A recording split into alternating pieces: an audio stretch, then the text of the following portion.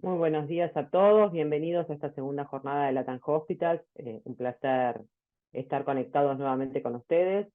Bueno, en este segundo día vamos a abordar varios temas vinculados a la diabetes, así que bienvenidos, estén atentos. Tenemos 4 conferencias para el día de hoy.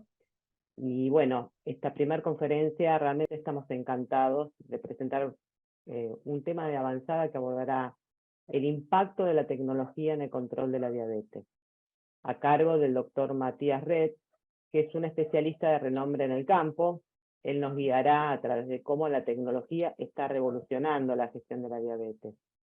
La plataforma, precisamente, la conferencia, el título de la conferencia es el uso de las plataformas digitales como herramienta de gestión y evidencia local del sistema Flash de monitoreo de glucosa.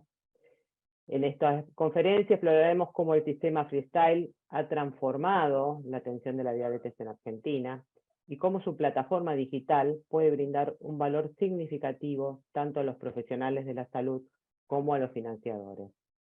Va a estar a cargo, como les mencioné antes, la conferencia a cargo del doctor Matías Red, que es un experto altamente respetado en la intersección de la tecnología y la atención médica.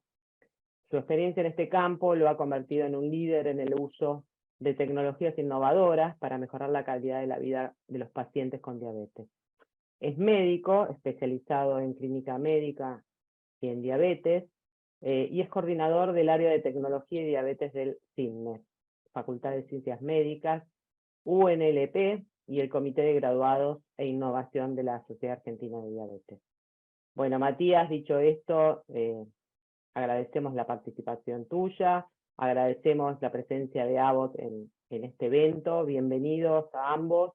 Creo que es la primera vez que participan, así que bueno, un gusto tenerlos dentro de la familia de Latam Hospitals y con un tema tan interesante como es este aporte que tienen el monitoreo de la glucosa en los pacientes, la importancia que tiene para hacer un seguimiento adecuado y un tratamiento adecuado, ¿no? Así que quedamos en tus manos.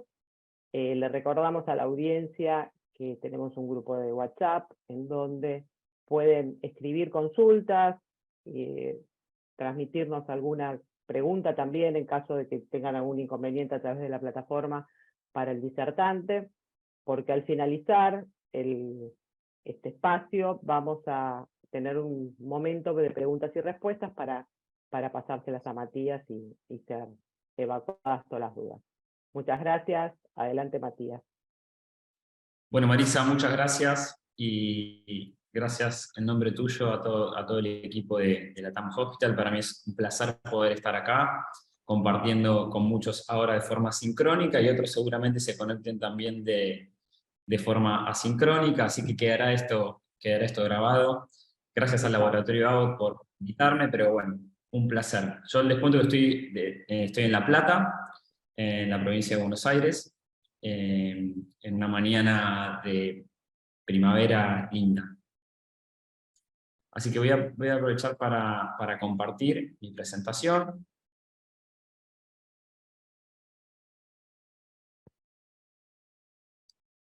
Ahí creo que debe estar viéndose, así que voy a comenzar.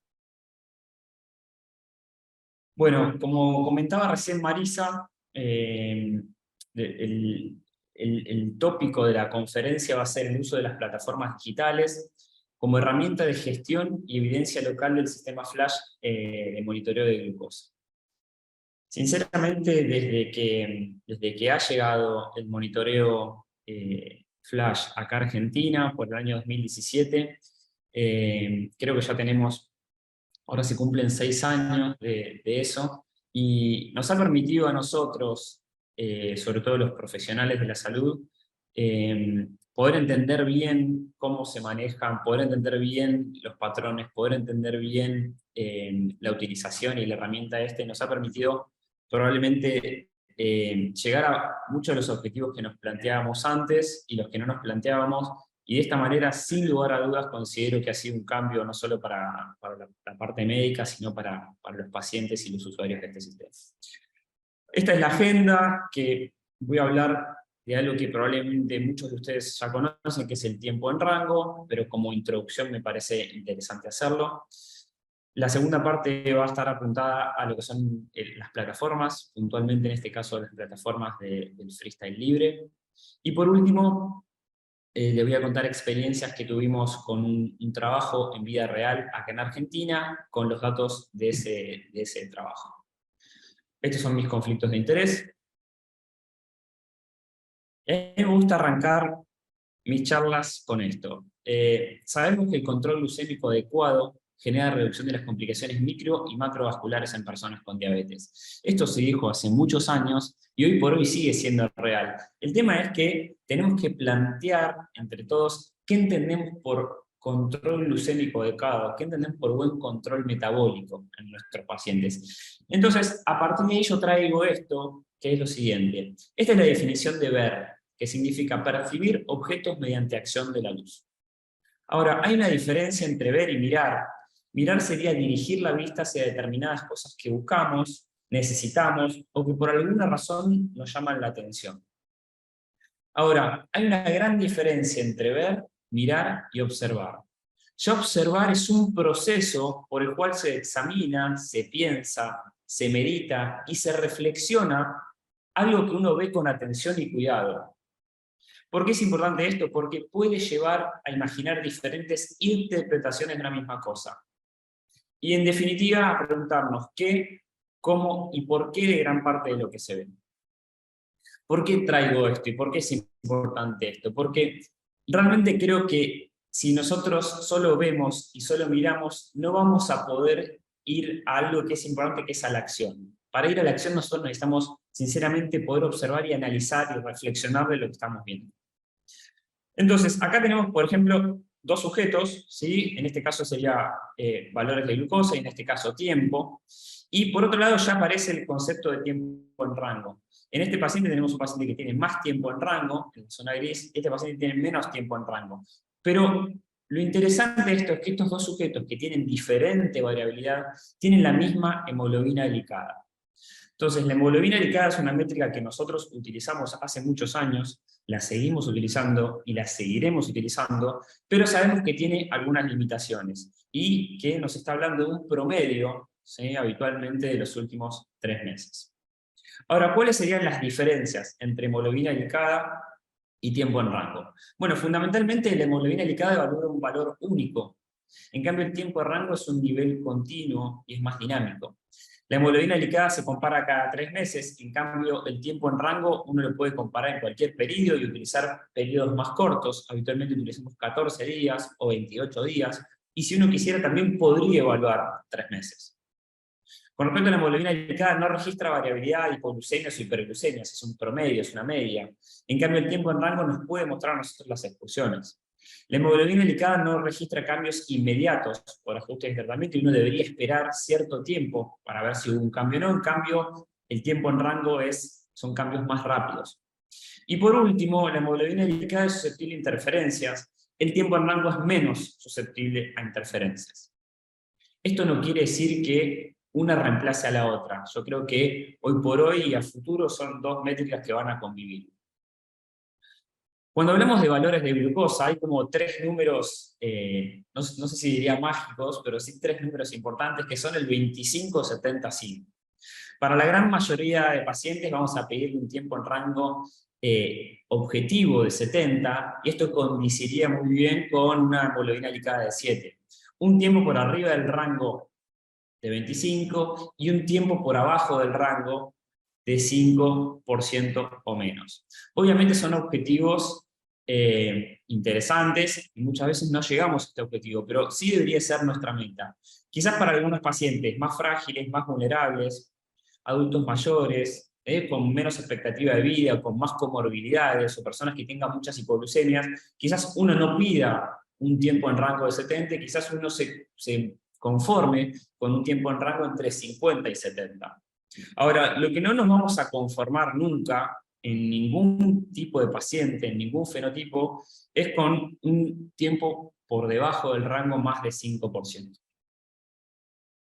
Les traje un ejemplo, un caso de un paciente mío, Bautista, tiene diabetes tipo 1 desde los 12 años, actualmente tiene 21 años, estudia música, está en tratamiento con insulina de Gludec, insulina Lispro, además tiene hipotiroidismo, toma enalapril 2.5 porque tenía una microalbuminuria positiva, se sigue con nutricionista, hace actividad física, hace entrenamiento funcional, refiere hipoglucemias frecuentes, algunas de las cuales requirió ayuda de sus padres, y realiza 4 o 5 automonitoreos diarios pre-comidas en algunos post. O sea, estamos en presencia de un paciente con diabetes tipo 1 que tiene un tratamiento seguido, que tiene educación, que tiene nutricionista, que tiene contención familiar y que tiene todo.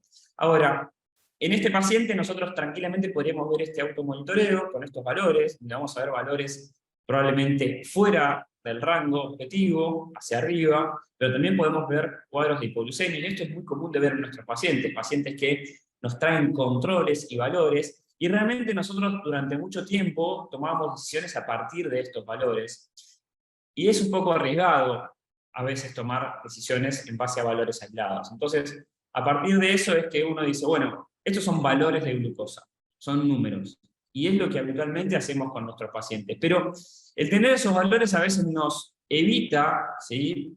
o nos genera a veces no detectar algunas hipoglucemias, en este caso nocturnas, o no detectar algunas hiperglucemias. Entonces uno probablemente a futuro deje de hablar de valores de glucosa y empecemos a hablar de lo que son los patrones de glucosa, algo más dinámico. Y esos patrones pueden estar a nivel diario, en distintos momentos del día, pueden ser patrones después de las comidas, pueden ser patrones semanales que se repitan, y esto nos permite a nosotros poder tomar decisiones, y las decisiones que vayamos a tomar son más dirigidas. A partir de ahí, entonces, hablamos de tiempo en rango, y van a ser aquellos valores que están entre 70 y 180, lo que nosotros vamos a considerar como tiempo en rango.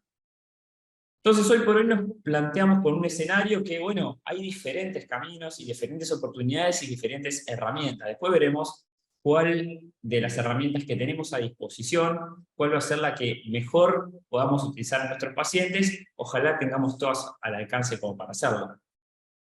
Y les traigo esto. Hace poco me tocó ir a dar una charla a Córdoba, una provincia y una ciudad donde viven muchos amigos acá y hay grandes colegas, y muchos seguro de los participantes de acá también viven ahí. Entonces, a la hora de salir, yo recordé cuando iba a Córdoba con mis padres, allá por la década del 80 o por la década del 90. Entonces pensé en ese momento que probablemente los autos en ese momento no eran los mismos que los autos de ahora. No solo eso, sino que, no sé en otras partes de Latinoamérica, pero por lo menos acá en Argentina, no nos colocábamos el cinturón de seguridad abajo, y yo me acordaba que iba con mi hermana en las patas para arriba, en la parte de atrás.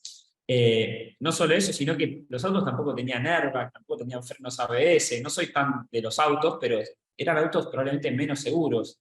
Entonces era como ir en la ruta medio con niebla, medio a ciegas. Y haciendo una analogía con la diabetes de esa época, yo pienso que había otros tipos de insulinas, probablemente con más variabilidad. Las agujas y jeringas que utilizábamos en esa época eran agujas probablemente mucho más gruesas, mucho más largas.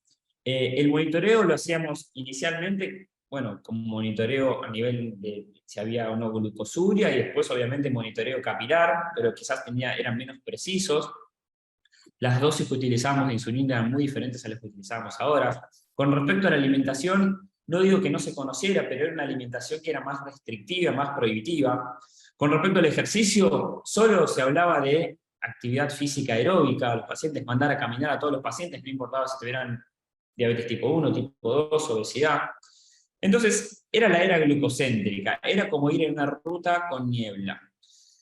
Hoy por hoy, y ese día, uno ya, antes de salir, lo que hice fue colocar el GPS desde La Plata hasta Córdoba, y ahí me decía, bueno, Matías, te conviene ir por esta ruta, vas a tardar 8 horas 24 minutos si vas por esta ruta, un poquito más por la otra. Entonces, probablemente hoy tenemos más herramientas que nos permiten ir en esta ruta, una ruta más despejada, una ruta más clara, más seguro. No solo eso, sino que además nos podemos anticipar y decir, bueno, en los próximos minutos vamos a estar en tal lugar. Y no solo eso, sino que también podemos mirar hacia atrás, y llevado a lo que sería el monitoreo, podemos ir a ver los valores que tuvimos en las últimas horas. Esto es un poco más actual, esto es un poco más seguro, y esto nos permite tomar mejores decisiones, no tanto a los médicos como también así a los pacientes. Con respecto a las plataformas digitales, vamos a hablar puntualmente de 3. El Freestyle Libre Link, el Freestyle Libre Link App y el LibreView. Vamos a recorrer estas 3 plataformas. En el ecosistema de Freestyle Libre conviven estas 3. Entonces, el paciente lo que va a tener es el Libre Link, ya sea en un teléfono celular, ¿sí? Que es donde está esta aplicación. También otra opción podría llegar a ser tener en este caso el lector.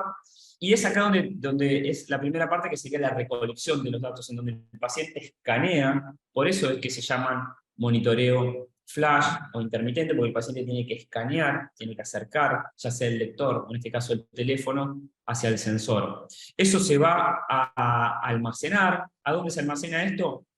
En una nube, y de esa manera esta información se puede enviar hacia la nube, y también se puede enviar, como vamos a ver después, a otras personas que puedan llegar a tener la aplicación LibreLink App, que también pueden llegar a recolectar esos datos. Y después, por otro lado, el mismo paciente va a tener su plataforma para recolección de datos, y acá sería en definitiva el puente que une lo que sería el paciente con el médico. En este caso, el médico va a poder visualizar, analizar los datos, como decíamos recién, observar los datos, como decíamos al principio, y por otro lado también tenemos a aquellos participantes o aquellos cuidadores, por ejemplo, o tutores que quieren ver cómo están los valores o los patrones de glucosa de los pacientes que tienen, de los usuarios de Freestyle Libre.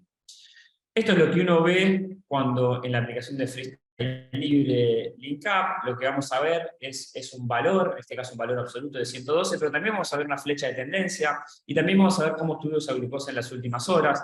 Esto mismo lo podemos ver en el lector del Freestyle Libre, y sinceramente es muy interesante en cuanto a lo visual y en cuanto a lo que uno puede llegar a anticiparse. ¿Qué diferencias habría entre el lector y el Freestyle Libre Link, o sea, desde la aplicación? Creo que una de las mayores ventajas es esto, es que directamente cuando uno escanea desde el teléfono y utiliza la aplicación LibreLink App, los datos se cargan automáticamente en la nube, en el LibreView.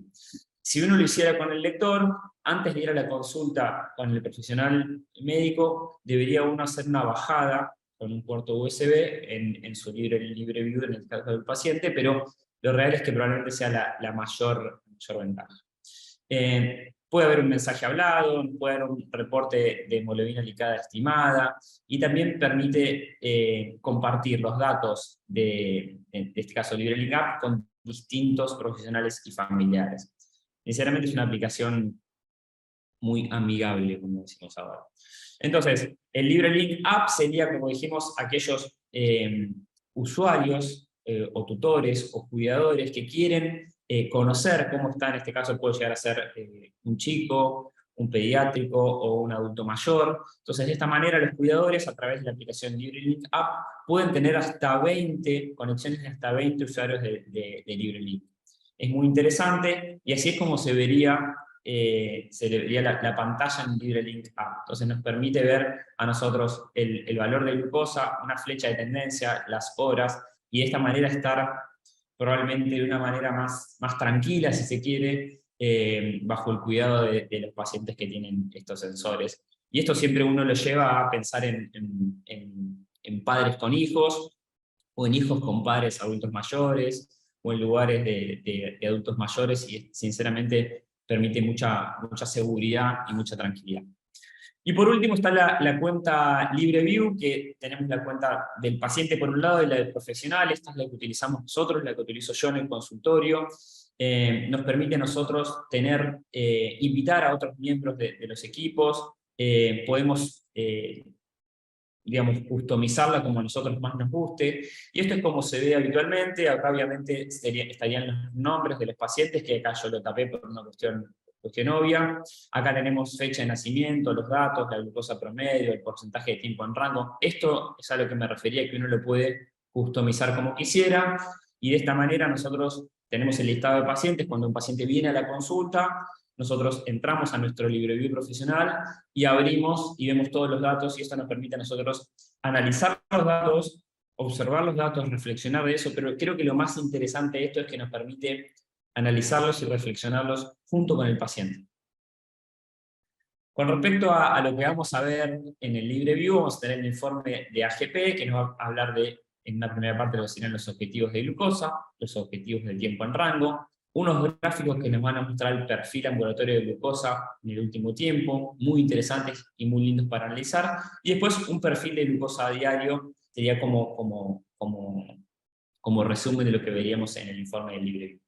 Algo interesante a tener en cuenta es que esto lo tenemos que plantear y informar a los pacientes que van a estar con LibreView, es que las primeras 24 horas de uso, y probablemente las últimas 24, quizás hay menos correlación entre lo que sería la glucosa intersticial con la glucosa capilar. Por otro lado, en situaciones de hipo o hiperglucemia, o cuando hay cambios rápidos en los niveles de glucosa, ya sea en un periodo postprandial, ya sea en el ejercicio, o en un periodo donde haya mayor estrés por alguna enfermedad o fiebre, en esos casos hay menor correlación de glucosa intersticial con glucosa capilar. Y se recomienda ir a monitoreo capilar cuando los síntomas no correlacionan con el valor de glucosa intersticial. Digamos, si el paciente tiene síntomas de hipoglucemia, por ejemplo, y no condice con lo intersticial, o al revés, o los valores o los patrones intersticiales me dan como que hay hipoglucemia y el paciente no lo percibe, en esos casos, antes de tomar una decisión, lo más conveniente es ir a capilar. Con respecto a la interpretación de los reportes del monitoreo, si bien hay distintos puntos para hacerlo, lo más práctico a mi criterio y a nuestro criterio es hacerlo en 4 puntos. Primero, chequear que la cantidad de datos sea adecuada. Segundo, identificar patrones de hipoglucemia. Tercero, evaluar patrones de hiperglucemia. Y por último, evaluar si ese paciente tiene o no variabilidad glucémica. Entonces, con estos 4 puntos muy simples, uno puede analizar, reflexionar sobre los datos del paciente.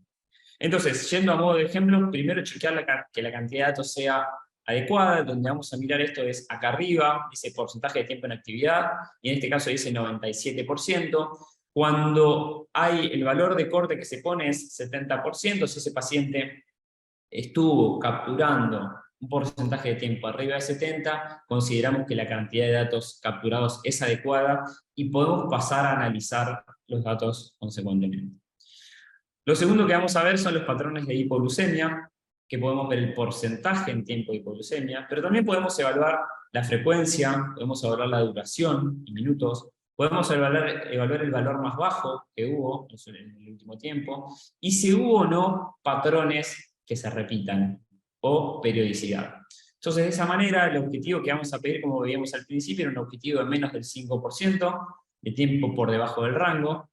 Y a modo de ejemplo, por ejemplo, acá tenemos un paciente que tiene 8 más 3, tiene 11% por debajo del rango. Podemos ver la cantidad de eventos, podemos ver el tiempo que estuvo en hipoglucemia en los últimos 14 días. Y también podemos ver si hay patrones que se repiten. En este caso, parecería haber periodicidad acá entre las 12 del mediodía y las 6 de la tarde, lo que sería el periodo probablemente postprandial o posalmuerzo. Y de esta manera, si algo se repite, bueno, uno nos permite decir, vamos a ver qué está pasando, qué está ocurriendo acá.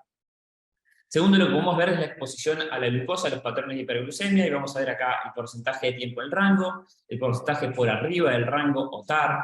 Podemos ver lo que sería el indicador de control de glucosa, o GMI, y podemos ver también la glucosa media, que sería el promedio de glucosa. Esto es lo que vamos a ver con respecto a eso. Dijimos que tiempo en rango era 70%, dijimos que tiempo por arriba del rango, idealmente menos del 25%. Y donde vamos a evaluar esto es en este sector. En este caso tenemos un paciente que tiene 52% de tiempo en rango, y es un paciente que, si sumamos 31 más 9, tiene 40% por arriba del rango. Por otro lado, podemos evaluar esto, que es el indicador de control de glucosa, o GMI, que sería un cálculo similar al que esperaríamos de una hemoglobina glicada. La diferencia es que en este caso, en vez de ser de 3 meses, es de 14 días. Y otra cosa que podemos llegar a ver, es el coeficiente de variabilidad, o sea, variabilidad glucémica. Entonces, este coeficiente de variación, que se puede calcular por la glucosa media y los desvíos estándar, pero que directamente el LibreView nos lo calcula automáticamente, se toma un valor de corte en general, que esto puede variar según el tipo de diabetes y según el momento, pero habitualmente ese valor de corte está en 36, si hablamos de pacientes que tienen un coeficiente de variación alterado cuando está por arriba de 36 y más estable cuando está por debajo de 36. En este caso, este paciente, en este AGP, tiene 46.8, probablemente este paciente tiene mucha variabilidad. A pesar de eso, fíjense que lo que sería el cálculo de hemoglobina glicada es 6.8, o sea que si solo nos basamos por el GMI o por la hemoglobina glicada, diríamos, este paciente está muy bien, sin embargo es un paciente que tiene mucha variabilidad, ergo, tiene mucha hipoglucemia. Entonces, el LibreView como herramienta de gestión, me parece que esto es gran parte de lo que sería el corazón, el core de esta charla. ¿Qué es lo que nos permite este LibreView? Bueno, permite la visualización, el uso, adherencia a la tecnología por parte de los pacientes. Esto es muy interesante porque, por ejemplo, en muchas obras sociales prepagas o en muchos lugares donde son los financiadores de LibreView, le permite al auditor, en este caso, chequear si el paciente al cual uno le entregó eso está utilizando adecuadamente la tecnología. Y cuando me refiero adecuadamente, no es como me dijo el otro día un auditor que me dijo que me evaluó el tiempo en rango. A mí no, yo no puedo evaluar como financiador o como auditor el tiempo en rango. Lo que sí que tengo que evaluar es si el paciente está, en este caso, capturando bien los datos. Entonces, si yo le entrego una tecnología a un paciente y este paciente se olvida de escanearse y en vez de capturar más del 70%, captura el 40%, estamos haciendo un mal uso de esta tecnología, estamos haciendo un mal uso de la herramienta, y probablemente ese paciente hay que reeducarlo, y no digo de retirarle los sensores, porque uno lo puede educar, pero sí como auditores tienen esa herramienta para hacerlo. Ahora, bajo ningún concepto podemos aceptar que un auditor, un financiador, o alguien que tome la decisión de darle la herramienta, no juzgue o retire a ese paciente el sensor, en este caso, porque no llega a las metas de tiempo en rango. Por otro lado, podemos optimizar la toma de decisiones, y en este caso optimizar el tiempo, porque nos permite no tener que esperar 2 o 3 meses para esperar unas métricas, sino que rápidamente uno puede tomar la decisión de hacer un cambio, en este caso, por ejemplo, intensificar un tratamiento. Por otro lado, nos permite compartir información desde distintos puntos geográficos, ¿sí? Nos permite, por un lado, hacer análisis, ¿sí? O poder yo estar en mi casa y recibir datos, en este caso de distintas partes del país, o incluso desde otros países, y pueden compartir los datos conmigo desde la nube. Y creo que lo más interesante es la toma de decisión en base a la información. Un poco como comenzaba la charla yo, decimos, bueno, si podemos observar y si analizamos y vemos el dato, eso nos permite a nosotros tener más información y poder tomar decisiones por lo menos más acertadas. La última parte de la charla, les quiero contar algo, que es una experiencia que tuvimos acá en Argentina. En Argentina, nosotros desde la última encuesta de factores de riesgo, nos habló de que la prevalencia de diabetes, en este caso en personas en Argentina, era de 12.7. Este 12.7 estaba a medida que los pacientes crecían en edad, o sea, es mucho mayor, llega más o menos al 20% en aquellos pacientes mayores de 60 años. Entonces es un número que realmente en Latinoamérica seguramente se replique en mayor o menor medida porque somos hermanos, y a pesar de que cambian muchas veces la cultura, las comidas, sí sabemos que hay mucha prevalencia, pero no teníamos realmente datos de las nuevas métricas, de los tiempos en rangos. Una cosa es tener un dato de una encuesta, y otra cosa es tener datos reales de los sensores. Entonces, realizamos, junto con el doctor Litvak y otros autores, este estudio de vida real del monitoreo Flash en Argentina. Es un estudio que presentamos hace 2 años, y lo que nos permitió a nosotros es analizar el uso del freestyle libre desde su lanzamiento, de agosto de 2017 hasta mayo de 2020. En este caso, lo que hicimos fue recolectar los datos de los lectores. En ese caso todavía no había tantos usuarios con el freestyle libre link, recién comenzábamos con eso. Los datos incluidos en este estudio son anónimos desde ya, por una cuestión de seguridad, no se obtuvo información demográfica o personal, por lo tanto no pudimos diferenciar entre si eran personas con diabetes tipo 1 o personas con diabetes tipo 2. Sí, obviamente exigió que cada sensor, ¿sí?, estuviera en funcionamiento por lo menos 5 días o más para que fuera real, y se calculó el promedio de los datos de todos los sensores. Entonces, con respecto a lo que obtuvimos, en este caso, queríamos ver la hemoglobina glicada estimada, o GMI, queríamos ver el desvío estándar, el coeficiente de variación, el porcentaje de tiempo en rango, y por otro lado también porcentaje por arriba del rango, ya sea arriba de 180 o arriba de 250, y tiempo por debajo del rango en sus dos cortes, menos de 70 y menos de 54, que ya sería un nivel 2 de hipoglucemia. Lo interesante de esto es que se analizaron 5.804 lectores y más de 55.000 sensores, ya son muchos datos obtenidos, y les quiero contar algo de los resultados. Con respecto a los resultados, acá se compararon la cantidad de escaneos diarios, ¿sí?, y la frecuencia de Argentina versus el mundo. Fíjense, en el mundo en promedio, los usuarios escanean 13.2 veces por día. En Argentina, en este caso, el escaneo, por lo menos en esta corte que hicimos, fue 14.15 escaneos por día. Y por otro lado, también comparamos a aquellos que menos escaneaban con aquellos que más escaneaban.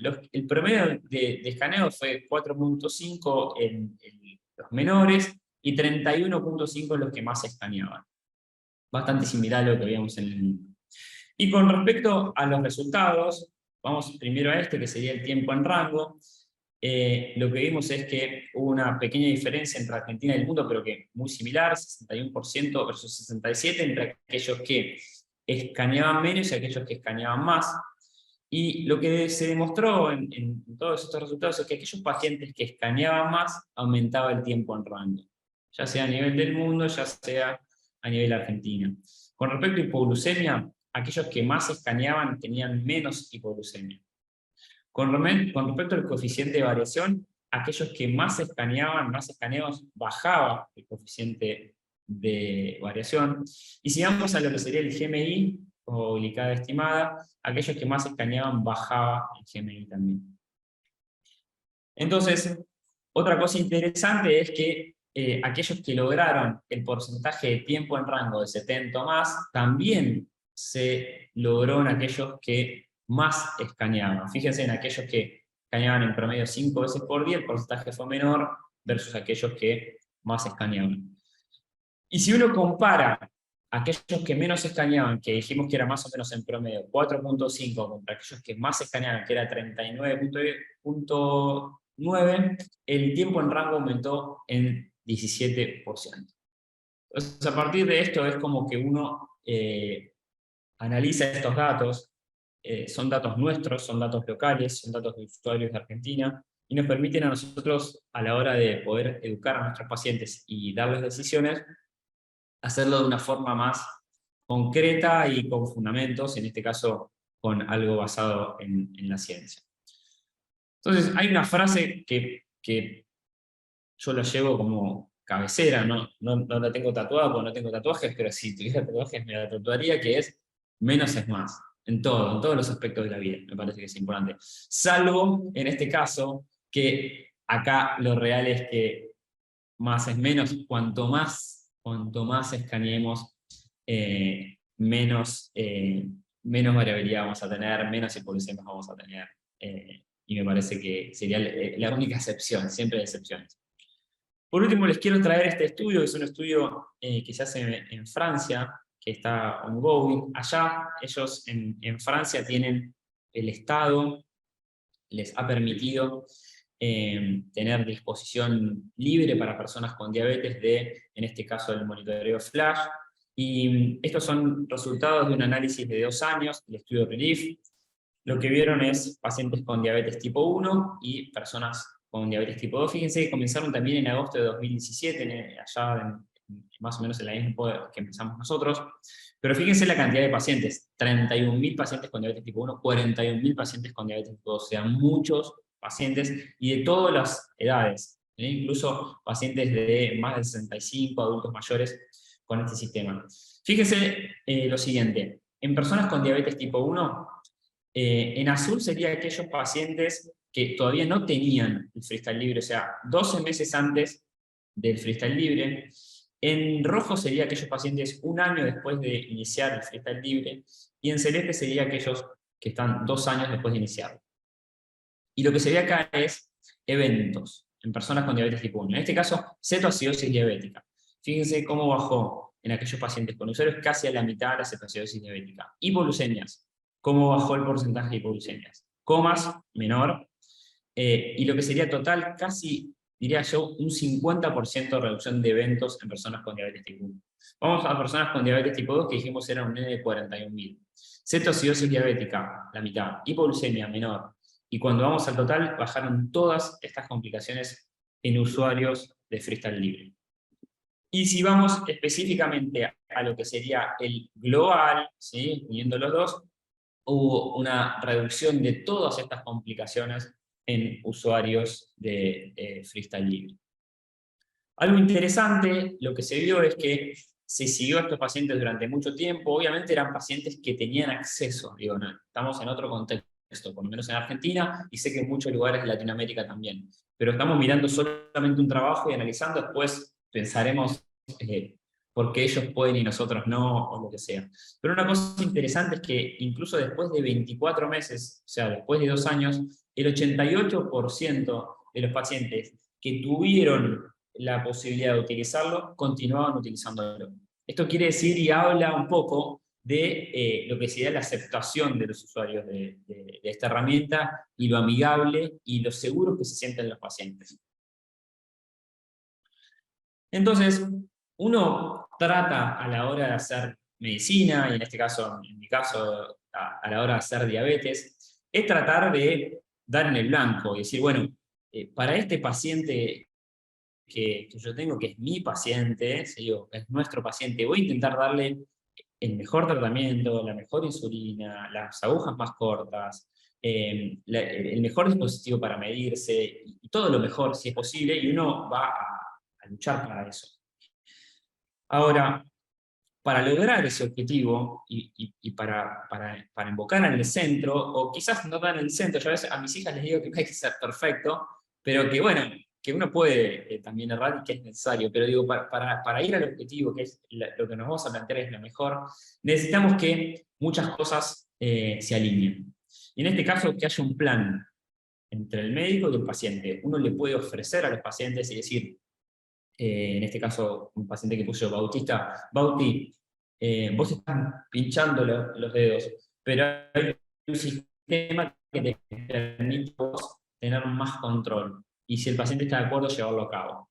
Utilizar la tecnología, desde ya que, así como yo mostré que utilizaba un GPS para ir desde La Plata hasta Córdoba, y confiar en esa tecnología porque me genera más seguridad, en este caso podemos hacer lo mismo.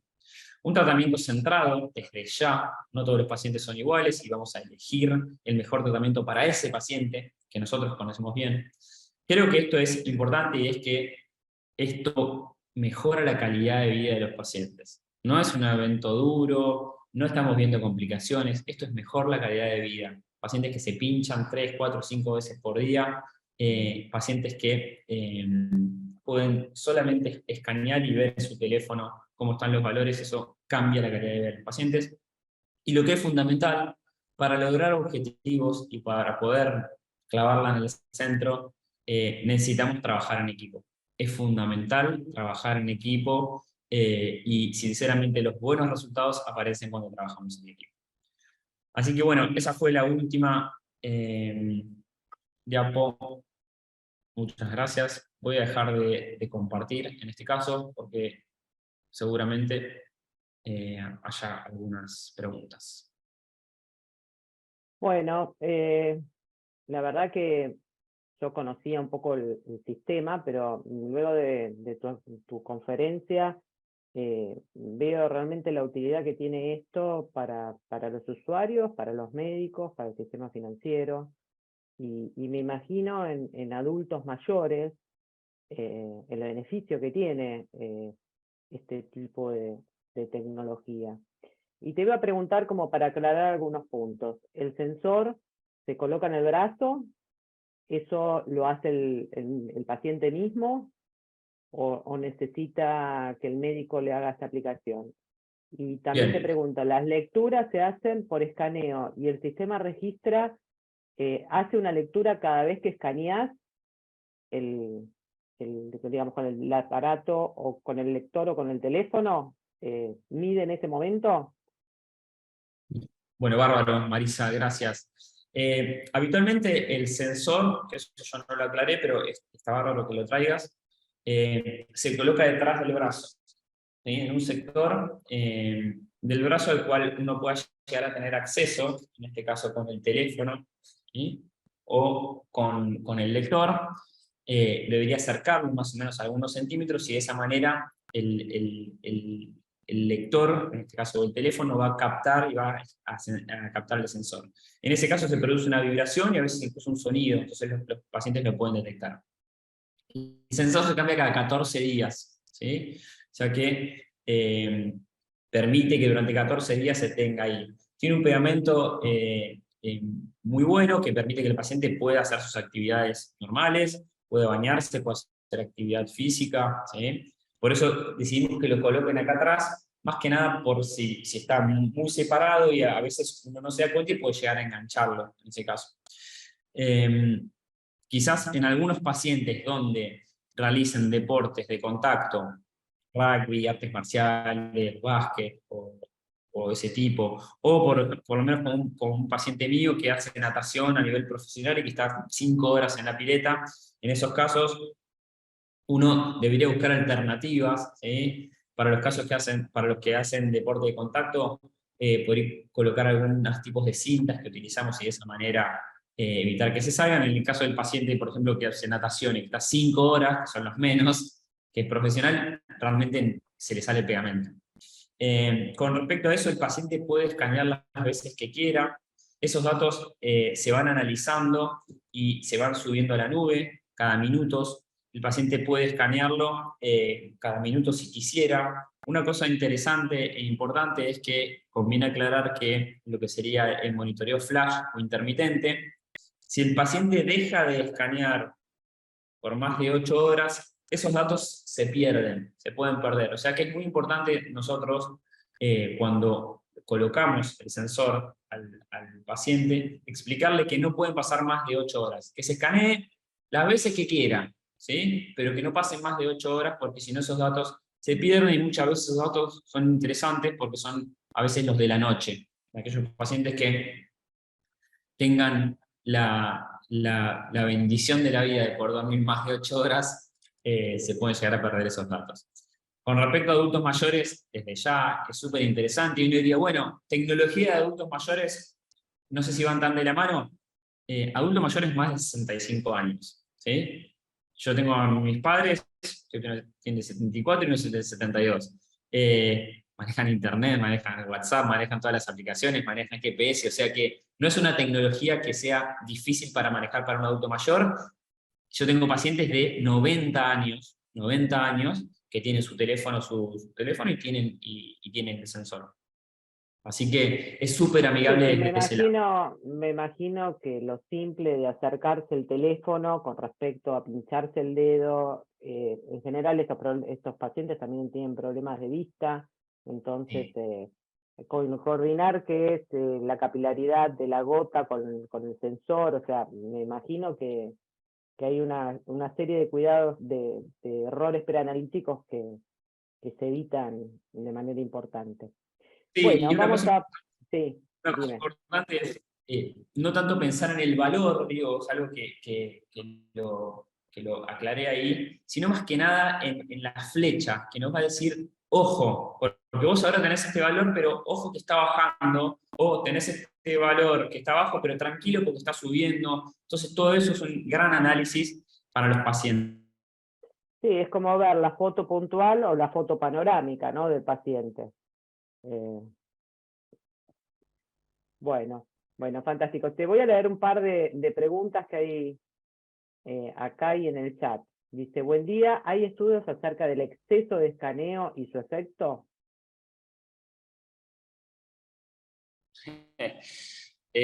No, que yo sepa no, pero bueno, lo real es que es como todo en lo que sería el universo de los pacientes. hay pacientes que son más, están muy atrás de su patología, muy atrás de su enfermedad, y es algo personal lo que te voy a decir. No sé si está tan bueno para los pacientes que tengan tan presente a la diabetes en todo, digamos, yo creo que todas estas cosas, lo que uno intenta generar es alivianar a los pacientes y que estén más livianos, y la enfermedad en algunos pacientes repercute más que en otros. ¿Ahí me escuchás mejor, Marisa? Ahí perfecto, sí, sí, ahí te escucho bien y no se corta.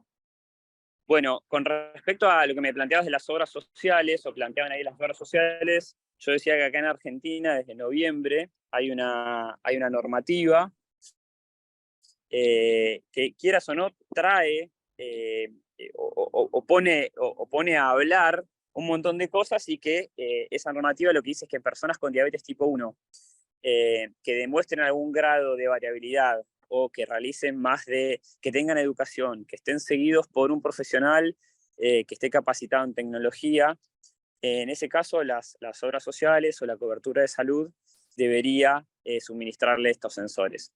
En la práctica, y casi después de un año de todo esto, lo que vemos es que si uno hace un adecuado resumen de historia clínica y justifica las obras sociales, por lo menos en Argentina, muchas lo están haciendo, otras, como todo, se toman su tiempo y a veces, bueno, no lo hacen. Pero por lo menos es un tema que ya está puesto en la mesa, y es súper importante para nosotros y fundamentalmente para los pacientes. Sí, sí, sí. Es como todo, ¿no? Hay un tiempo de proceso en donde se ven los beneficios de monitorear un paciente adecuadamente. Eh, Creo que los que entendemos un poquito de salud podemos ver el beneficio general del tema y el ahorro de costos, más allá del costo que tenga un sensor en particular. Hay otros aspectos en los cuales se paga, eh, digamos, se paga holgadamente, ¿no? Digamos, las dificultades que puede tener un paciente que no está bien monitoreado.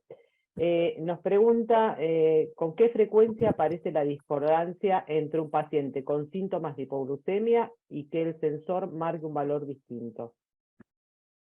Bueno, se habla de que estos sensores tienen algo que se llama MARD, que sería la unidad de medición y de dispersión. Cuando los valores están entre 70, 80, 90 y 180 o 200, el MARD es muy bueno y correlaciona muy bien, es un MARD de menos de 10, o sea que aquellos sensores que tengan un MARD de menos de 10 son sensores que son bastante precisos y bastante exactos. Si en ese caso, como yo mostraba, son momentos en donde uno está haciendo ejercicio, o son momentos donde hay hiper o hipoglucemias y hay cambios bruscos, probablemente ese MARD cambie y no sea menos de 10 y aumente, sea 14, 15, incluso hasta veces más.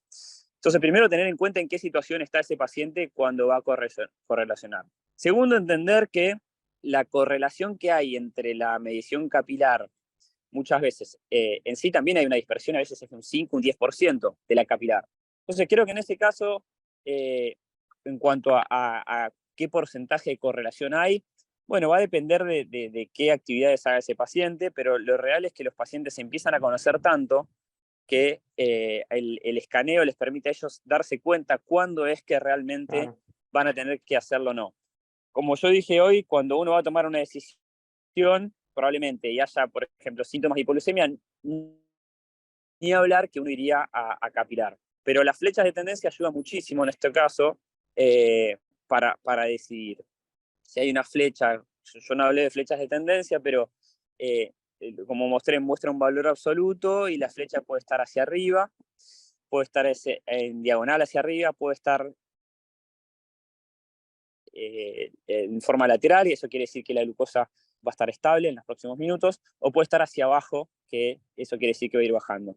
En base a eso, los pacientes se van empoderando y van pudiendo tomar decisiones cada vez más importantes. Yo tengo pacientes que son pacientes muy ordenados, y lo real es que casi no realizan mediciones capilares, casi no realizan. Es claro. muy Sí. interesante.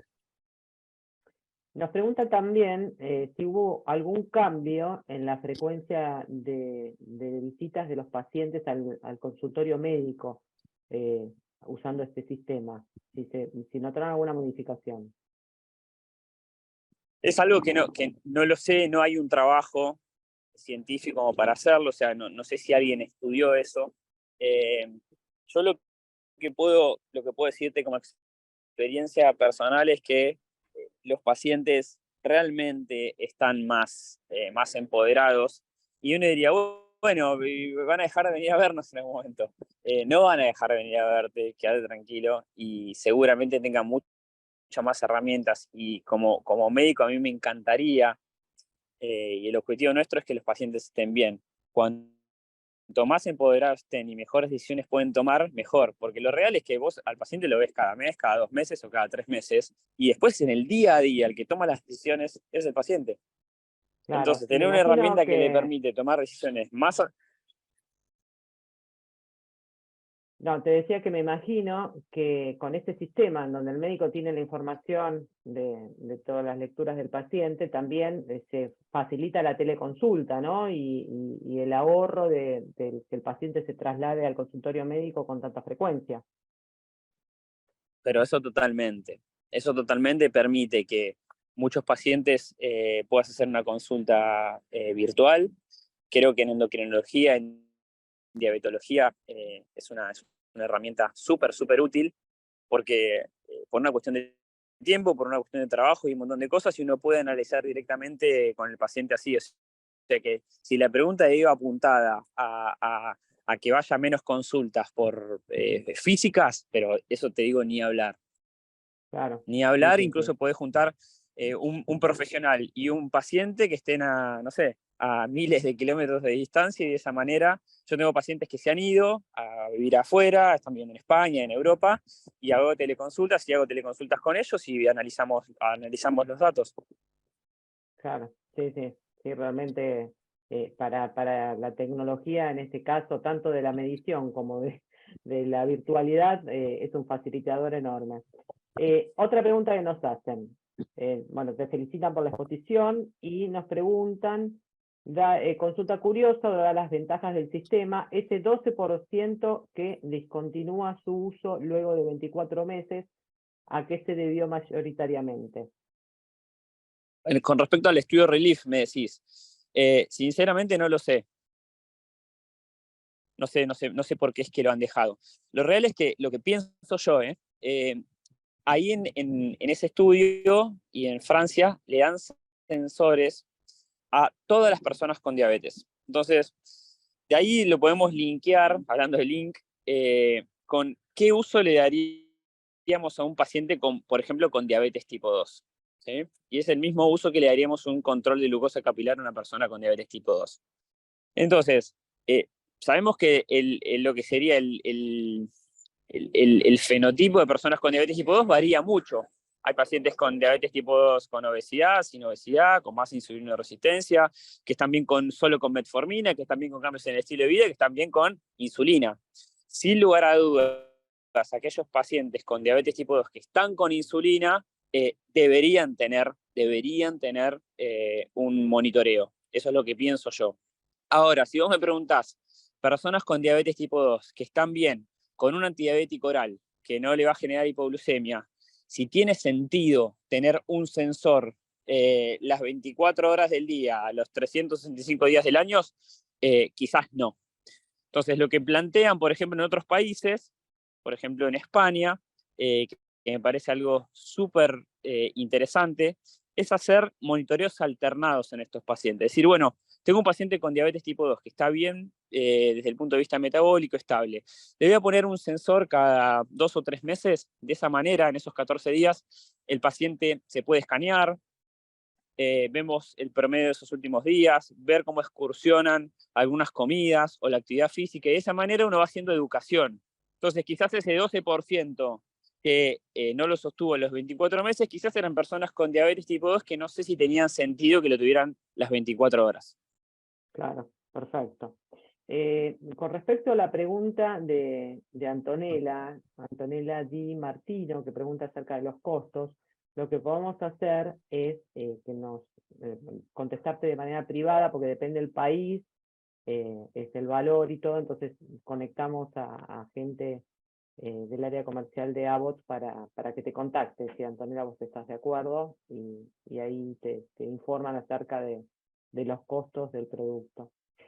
Otras preguntas, ahí dando vueltas, a ver, déjame ver. Para contestar algo, Antonella, no sé exactamente cuál es el valor. Lo que sí te puedo decir, Antonella, es que vos en una persona con diabetes insulinizada vas a utilizar como mínimo 100 tiras por mes. 100 tiras reactivas por mes. Bueno, no está muy lejos el valor de 2 sensores por mes de ese valor. Eso es lo único que te voy a decir. Bueno, excelente. La verdad que entonces es una referencia óptima para saber que en definitiva no hay tanta variabilidad entre una tecnología y la otra, pero sí que está clara las prestaciones de una y de otra, ¿no? Del beneficio para el paciente y para el médico. Exacto. Un poco va de la mano de la pregunta que nos hacen: ¿por qué Exacto. consideras que esta es una herramienta útil del lado del paciente y del médico? Justo. Justo. Bueno, Marisa, creo que lo vengo charlando, es como que hubo un cambio desde el 2017 para acá. Ya conocíamos algunos sensores, los que utilizábamos infusoras con sensor asociado, pero realmente esto hizo que cambien un montón de cosas. Fundamentalmente la calidad de vida de los pacientes, las decisiones que tomen los pacientes, eso del lado del usuario. Por otro lado, del lado del médico, nos hizo ver que estábamos insulinizando mal a nuestros pacientes y que estábamos dando dosis muy altas de insulinas basales para los que estaban insulinizados, y nos permitió ver momentos que para nosotros eran momentos de penumbra, como por ejemplo la noche. Entonces, de esa manera, y poder ver qué era lo que pasaba con los valores de glucosa a la noche, nos hizo cambiar la forma de insulinizar. Vos ahora, cuando analizás cómo insulinizábamos hace 6, 7 años, no lo hacíamos tan bien y eran pacientes que probablemente tenían hipoglucemias y no lo sabíamos. Entonces, de esa manera nos abrió, nos hizo ver un montón de cosas. Y creo que lo tercero y lo más importante, mirá lo que te voy a decir, lo más importante es que cambió la forma de relacionarnos con muchos pacientes, porque nos permite analizar datos de forma conjunta. El paciente viene a la consulta y automáticamente, cuando es un paciente que tiene usuario de Freestyle Libre, se corre la pantalla y se analizan los datos juntos. Que eso no ocurría antes. Antes el médico tomaba la decisión y dosis para acá, dosis para allá. ¿Qué te parece esto? ¿Qué hiciste tal día? Los fines de semana, fíjate acá que tuviste un cumpleaños. Bueno, eso es una cosa que hasta en este caso la tecnología lo que hizo es acercar, generar más empatía entre los pacientes y los médicos. Claro, sí, sin duda, y aparte la posibilidad de tener una proyección del comportamiento del paciente y no la foto, como decía antes, no la foto puntual, sino la panorámica. Entonces, vos ya ahí podés hacer una evaluación distinta de cómo está evolucionando ese paciente, sí, sin duda. Nos preguntan, con respecto, justo ayer hubo una conferencia de hemoglobina glicosilada de electroforesis capilar, y uno de los temas que planteaban dice, si vos considerás que las variantes si utilizando hemoglobina electroforesis capilar, espera, porque no entiendo bien lo que dice, utilizando la electroforesis capilar, evitas las variantes de hemoglobinas y los resultados falsos por las variantes de hemoglobinas. Si tenés alguna referencia a este método de análisis. Sí, sí. Lo real es que a la hora de analizar la hemoglobina glicada, como dije hoy, uno debería utilizar el patrón Gold estándar, o por lo menos aquellos resultados que no nos generen variación, ya sea HPLC, electroforesis o lo que sea. Más allá de eso, no considero que haya que erradicar la hemoglobina glicada, al contrario, creo que es una métrica más, y es una métrica que se suma y que se adhiere a las métricas que utilizamos siempre. Casi todos los estudios en diabetes de las últimas 5 décadas hablan como endpoints o como objetivos primarios valores de hemoglobina glicada. Incluso los últimos trabajos que hacemos Sí. siempre está la hemoglobina glicada. O sea que yo creo que es un momento donde van a convivir. Es interesante plantearle a los pacientes, bueno, vos tenés tal tiempo en rango, pero es algo que en la práctica diaria perdió fuerza y perdió potencia.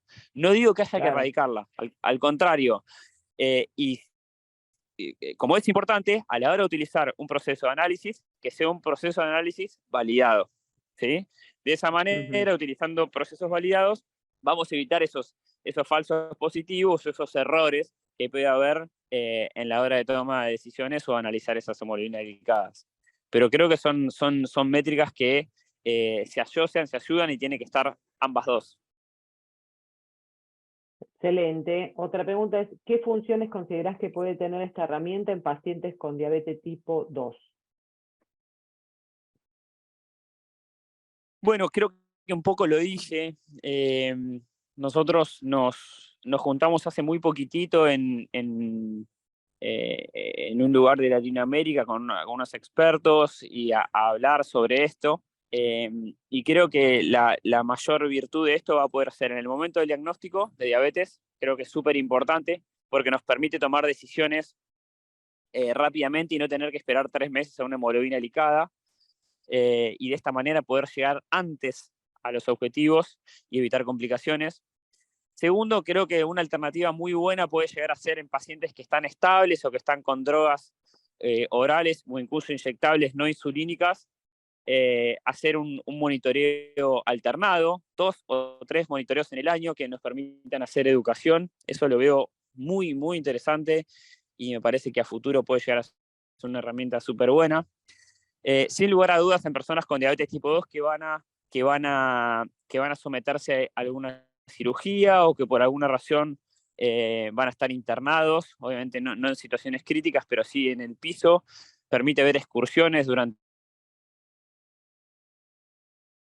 la internación, incluso una vez que se van de alta. Diabetes similar, en este caso por insulinoresistencia, en el embarazo, creo que también es una de las funciones, sin lugar a dudas, que tiene indicación, y desde ya en personas con diabetes tipo 2 insulinizadas.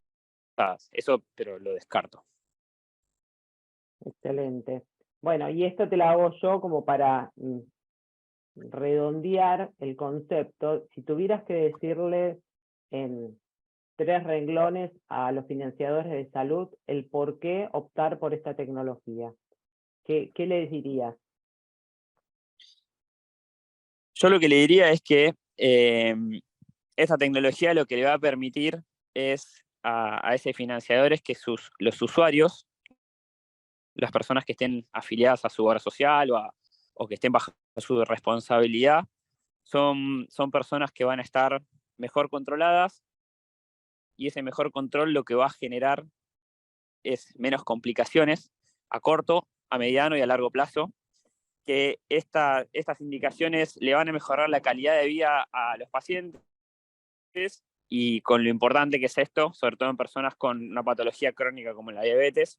Y tercero, que no les va a impactar tanto en su billetera, que es lo que van a mirar, porque el costo va a ser similar a lo que van a gastar con tiras reactivas, van a gastar menos tiras reactivas, van a utilizar menos insulina y probablemente van a requerir menos internaciones y menos complicaciones.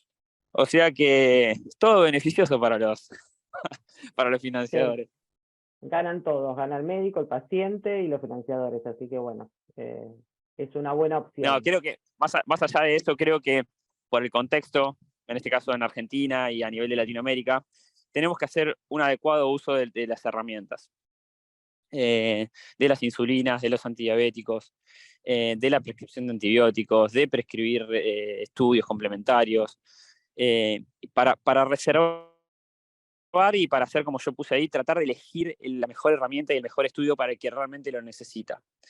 Porque es importante cuidar desde los médicos, que somos los que tenemos el sello y la firma y los que hacemos el pedido, que cuidemos eso, para que realmente el que lo necesita lo tenga. Sí, sí, obviamente. O sea, son recursos escasos, entonces hay que saber administrarlos, ¿no? Desde ya.